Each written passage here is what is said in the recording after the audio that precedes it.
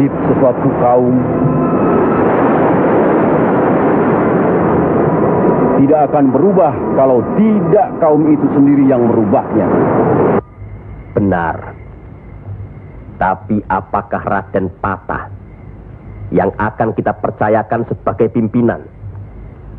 Dan kesemuanya yang hadir di sini setuju akan merebut kekuasaan Majapahit, menyerang, memberontak. Apakah kita orang Muslim dilarang beribadah di Majapahit ini? Apakah kita dilarang mengembangkan agama Islam? Karena ada kebebasan beribadah, mengembangkan agama Islam, dan selama mereka tidak membawa kekufuran pada kita, maka tidak ada alasan bagi kita untuk menyerang, menjatuhkan serta memberontak terhadap Majapahit. Ingat, pemerintah itu umaro, pimpinan yang harus kita patuhi, ikuti. Kalau pimpinan itu salah, sebagai Muslim wajib kita mengingatkannya. Kalau pimpinan itu masih saja melakukan kesalahan terus, atau tidak mau diingatkan, berdoalah kita. Semoga pimpinan kita mendapatkan jalan yang lurus, jalan yang dikehendaki, diridhoi Allah. Kelihatannya belum ada kesatuan dan kebersamaan di antara kita. Ya, saya khawatir. Umur di tangan Allah. Tapi kalau saja saya meninggal dunia lebih dahulu, rasanya akan ada perpecahan di antara kita. Insya Allah tidak akan pernah ada, Kanjeng Sunan Ampel. Apalah gunanya perpecahan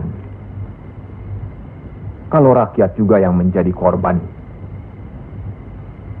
Alhamdulillah, kita sudah berhasil mengurangi penderitaan rakyat. Kita telah dapat meluruskan jalan mereka dari kesesatan. Satu hal yang harus diingat, tugas kita adalah memarah Panatagama Panduming Dumadi. Artinya mengajarkan dan menyiarkan agama guna pedoman dan penerangan hidup, demi keselamatan hidup di dunia dan di akhirat. Marilah kita mempergiat menyebarkan agama Islam ini. Saya tidak mengerti mengapa Dimas Sunan Kalijogo menggunakan ini. Apa ini ajaran Islam? Saya pun tidak mengerti mengapa Kanjeng Sunan Giri baru mempersoalkannya sekarang. Justru pada saat memperingati 100 hari wafatnya Kanjeng Sunan Ampel. Kenapa tidak dulu-dulu? Ya, karena baru sekarang ini kita berkumpul tanpa ada orang lain di antara kita. Kenapa Dimas menggunakan kemenyan, bunga-bungaan, dan lain-lain ini? Bukankah Rasul menganjurkan agar kita selalu rapi, bersih, dan menggunakan wangi-wangian? Setiap sholat Jumat pun kita dianjurkan menggunakan wangi-wangian. Apakah sholat Jumat itu bukan ibadah? Tapi Sunan Kali membakarnya saat peringatan akan dimulai. Saat membaca doa. Sholat Jumat itu bukan hanya berdoa, tapi juga menghadap Allah. Dulu, kemenyan itu digunakan menyampaikan doa untuk nenek moyang lewat asapnya. Itu dulu. Tapi sekarang cukup dengan ini. Yang pasti, kemenyan itu tidak boleh. Adakah tertulis jelas nama kemenyan itu? Adakah penjelasan atau kejelasan mengenai jenis, bentuk, atau nama dari wangi-wangian itu?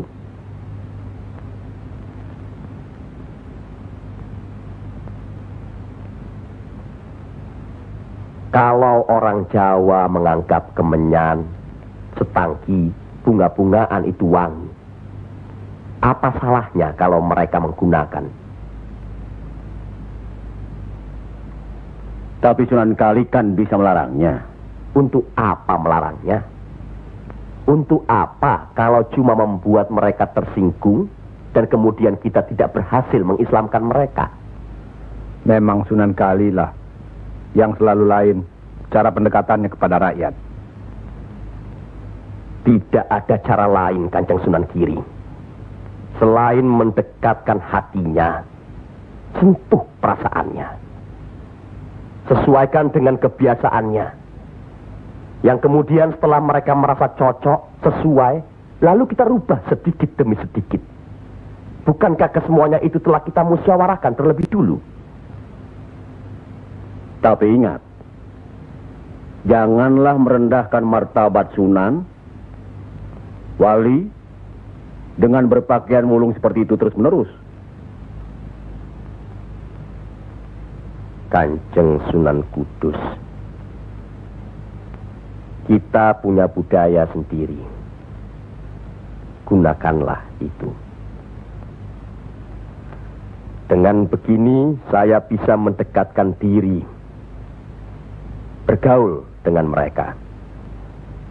Tidak ada jarak antara kita dengan mereka. Ada sambung rasa. Lagi pula iman Islam seseorang bukan terletak di pakaian, tapi di sini. Yang penting bersih, aurat tertutup.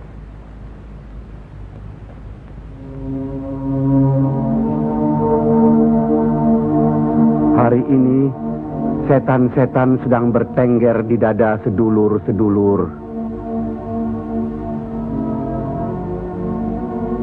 Lupakan firman Allah. Kalau ada perselisihan di antara kita umat muslim, kembalilah pada Al-Quran. Kenapa sedulur-sedulur lupa? Kenapa?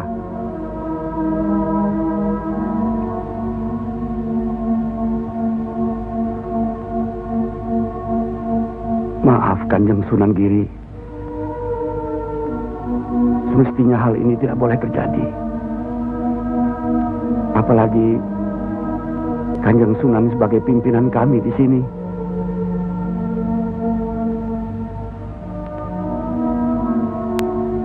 Kita harus ingat akan bahaya Islam yang berpusat di Pengging, yang perkembangannya begitu cepat, penyebarannya dan cara mengajarnya yang berbeda dengan kita. Apakah kita tidak merasa curiga sama sekali terhadap Syekh Siti Jenar alias Syekh Lemah Abang itu? Maaf, Kanjeng Sunan Bonang. Tidaklah baik berprasangka buruk terhadap orang. Itu pun termasuk dihinggapi setan. Astagfirullahaladzim. Soal Syekh Siti Jenar, saya telah menyaksikan anak buahnya berceramah. Anak buahnya bukan berarti Syekh Siti Jenar. Apakah Sunan Kali benarkan cara Syekh Siti Jenar yang musyrik itu? Bid'ah? Murtad? Wallahu alam. Saya belum pernah menyaksikan dengan mata kepala saya sendiri. Menurut Imam Ghazali, melihat lebih baik daripada mendengar. Saya rasa benar Kanjeng Sunan Bonang. Hari ini setan-setan sedang bertengger di dada kita. Maafkan saya, Kanjeng. Sama-sama, Kanjeng. Maafkan saya. Maafkan sama-sama. Maafkan saya, Sunan. Kanjeng Sunan Bonang. Sama-sama. Sunan Muria. Maafkan. Maafkan saya. Maafkan Kanjeng Sunan Kali. Alhamdulillah. Maafkan Kanjeng Sunan Kudus. Suci kawis tolo copo